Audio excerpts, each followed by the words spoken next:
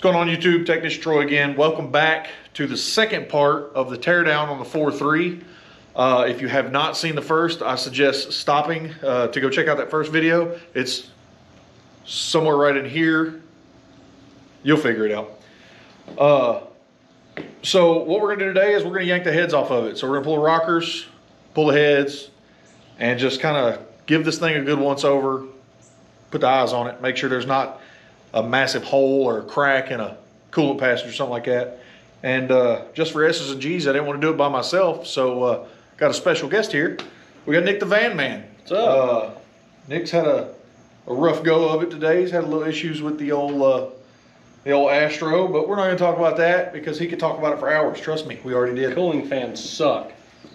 I keep telling him electric water pump, it's a race car, but he wants to drive it to Sykeston. So here we go. So yeah, I mean, I guess we're just gonna get right into it. Nick I was telling him about what was going on, how I was building a cheap grocery getter, daily driver kind of rig. He looked over what we had so far, and it's not too bad. We agreed. It actually looks like a 240,000 mile old, crusty GM motor. I'd rather have something that no one's monkeyed with that's just been left alone for 250,000 miles. It's absolutely, so far from what I've seen, it's unmolested, which is good. People usually do more damage than good. I got to be honest, I wish they would have been in there a little bit more on the maintenance side. I mean, let's be honest, I'm pretty sure that oil filter's been on there since the Reagan administration, but that's neither here nor there. I mean, yeah, it looks like Operation Iraqi Freedom in the valley. Yeah, it's kind of sandy, little gritty there. So I mean, I guess what we're gonna do, let's get into it. Let's tear it apart. Hold that. We'll swap here in a second. Oh, wait a minute. I don't want to get dirty. It's cute. Thanks. Call. There you go.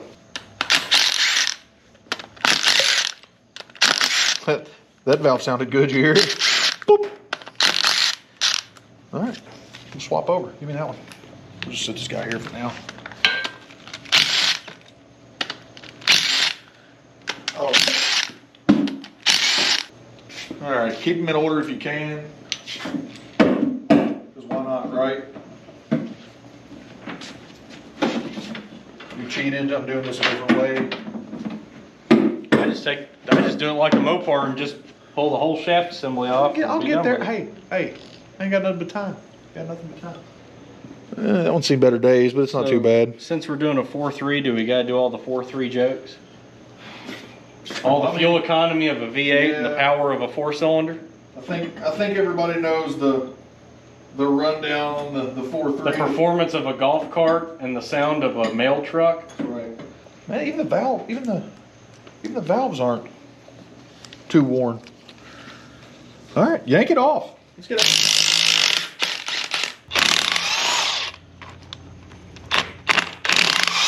Mine's a bit greasy in there, yeah.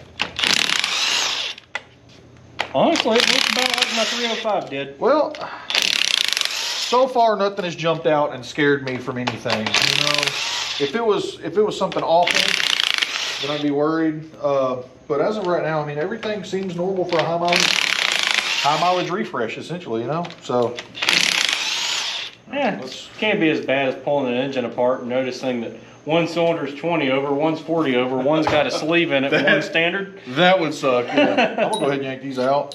Oh, just cause. We're actually gonna do that? I am. Okay. Those are factory head bolts. They still got the well. Fun fact: when you buy a Chevrolet head bolts, they have sealant on them. Do not put them in without it. I know some people say, "Oh, I put them in, never had a problem." Yeah. Yeah, you say that, and then you're like, "Why is there water in my oil?" I actually know a guy that will grind that off just to put different sealer on it. Whatever you're into, man. There you go.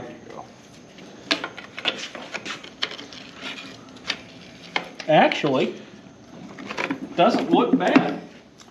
Let's see here. Troy, that's actually a pretty clean engine. The combustion chambers and the valves and everything. Ooh, we were.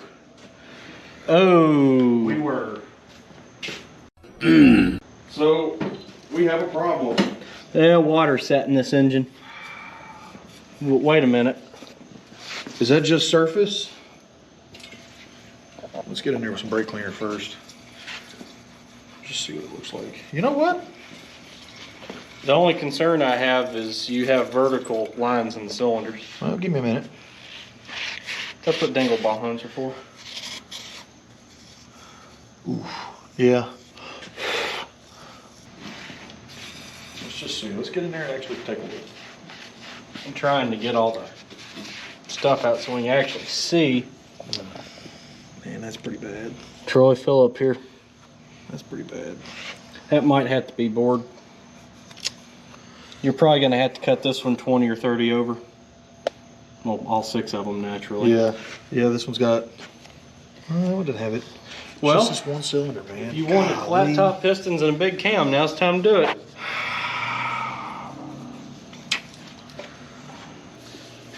Now I'm looking at passages and everything like that. I mean, it's got some rust in there and whatnot, but I mean everything, all the other ones got a little bit of rust in this one too, some pitting. What size? These are a 4-inch bore engine. These are roughly right over a 4-inch bore. I mean, I can bring a ball hone over this weekend. We can knock the pistons out of it. Well, I'll tell you what. We're here. You want to turn this sucker over and knock them out? Let's just go ahead and knock the pistons out of it. But when we turn it over, let me put some more oil in it since we're going to be driving them out. I don't want to scuff anything more than it's already scuffed.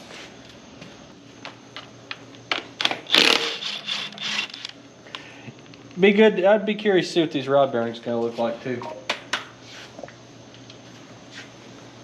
I usually use a brass hammer for all this type stuff. Yeah. I'll tell you what, I got a brass punch. Hiding somewhere here.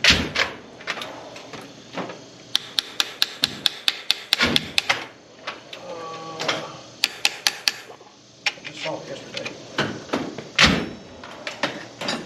Troy, the bearings actually don't look bad. Really? I can kind of feel some stuff, which, you know, 250,000 miles. That's textbook oil contamination, but I don't see any really deep grooves in it. And the crankshaft itself looks pretty good. That's not terrible. Let's see that guy. No, that's actually a pretty decent looking bearing there.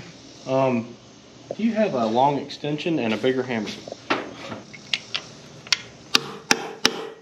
It's moving. Let me get the extension on it. Yeah, I was gonna say, if you want, start getting it out, and I'll catch it on its way out. All right. I wouldn't be surprised if the ring snap coming out. We're gonna have to rotate it, I think. Yeah, we will. Yeah, it's gonna have to rotate, which is fine.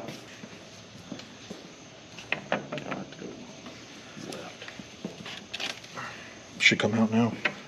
Oh yeah.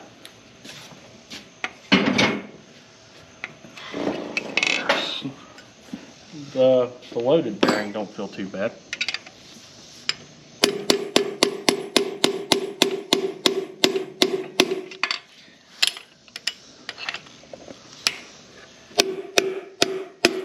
Coming to you. Yep, I got it. It's a boy! Oh gosh. That's rough, man. Well, let's turn it back around. Actually, it's not. Turn it back around. I think it just had water up in the top of the cylinder. Think it just sat there, maybe? I think it did, because the rest of it felt okay. These are standard bore. That was the thought. I was hoping for standard bore, which when I saw it, I was fairly certain that's what it was. Yeah, see the skirt on the piston actually doesn't look bad. So I don't think this engine was ran like that. I mean, that's just normal wear. Let's do this real quick before we get in there with the camera and take a gander so they can actually see it at home. Let's see here.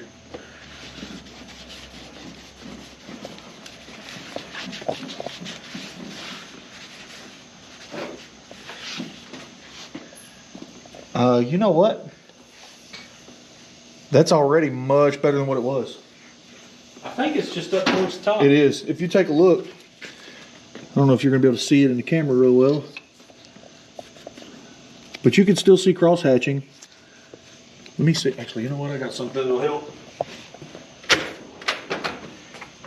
if anybody's watching this, family, friends that don't know what cross hatching actually is, it's actually the markings inside, the machine markings inside of the cylinder walls.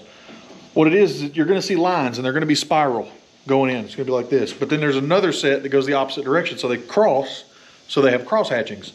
So the best thing you can do is you want to look for that. If you can see cross hatchings, typically the motor's actually in decent shape. This one had me a bit nervous because, like I said, this has got some, it's got some crud coming in it. But 240,000 miles, people. That's 250,000 miles almost. That's a lot. But this is what I was talking about with cross hatching. See if you can see it. I don't know if you're gonna be able to see it real well. Kind of get the light on there, but you can see there's a line. Some going this way, some going that way. And what you don't want to see is you don't want to see things like these rust marks, this kind of stuff on the cylinder wall. All of this is just because the piston actually never gets there. So if you look right here, you can see me scratching that rust and I'm barely dragging it over. The piston skirt never actually goes down that far, so that's typical. You'll see that. Over here, what do you think the lifters look like? Fine, they're GM lifters. The one good thing they made.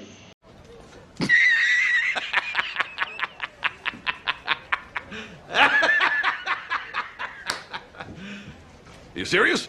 Just by looking at these combustion chambers here on these cylinder heads, They're not bad. They're not terrible, but you can definitely tell that this one had some water intrusion into it. Mm-hmm. And this one looks really good. I mean, this is exactly what I would love to see. It's got the original head gaskets.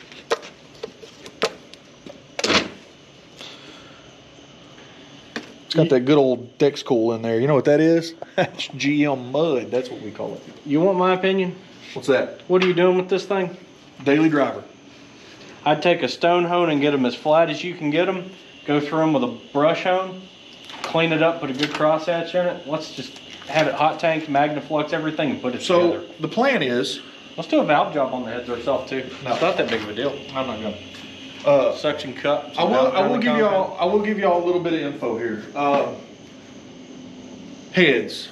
All right, let's talk heads real quick.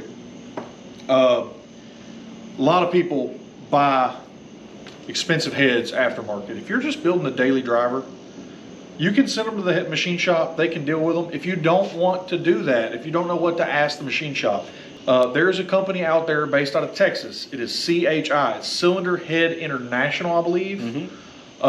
It is, last time I looked, for a set of 4.3 bone stock heads, a set of LS heads for 4.8, 5.3, 6.0, they were $550 shipped to your front door within about 3 days. And it comes with all of the packaging for a core. And you just put your heads back in it and ship them right on back out. And I like companies that actually take the course, because that means they're going to keep parts out there for everybody. They also state just blatant on there, you can have played with your heads like we've done here and disassembled valves sitting over here, springs over here, keepers at your mama's house, you know, stuff like that. As long as you put them in a box and ship everything back in pieces, they will not charge you a core charge. I like that with a company because they're going to tear it apart anyways. All that we did was part of their job. And it's really, really simple to do. Like I said, they give you all the packaging, they give you the box, they give you the label. You literally slap the label on it, take it to a UPS store or any UPS driver, they say, and you can ship it right back. I'm not mad from what I'm seeing. I'm not upset. I expected to see some rust in it from what I was seeing with the head already and into the valve or into the valley. I'm not seeing anything really detrimental on the camshaft. It's about the same I started with my 305. Which is not too bad to me. That's fine. I'm not scared of taking to this machine shop, dropping it off, getting it hot tanked, getting them to flux it, make sure there's no cracks, possibly decking everything to make sure it is flat. Because like I said, with the clog in the heads, I was a little worried that they may have warped the heads or maybe even cracked the block or something like that if they got it too hot.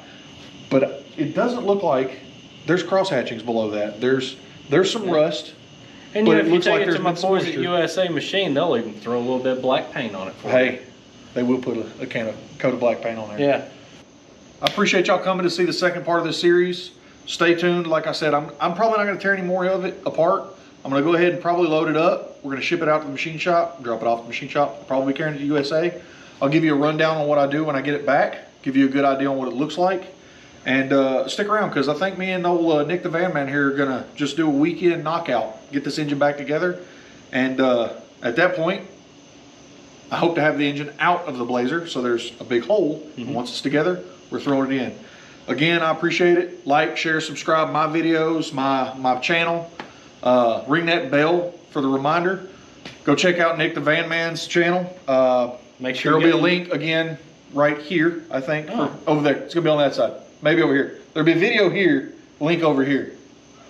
But yeah, so definitely go check that out. I appreciate it. YouTube, y'all have a good time. Keep wrenching. I'll see y'all later.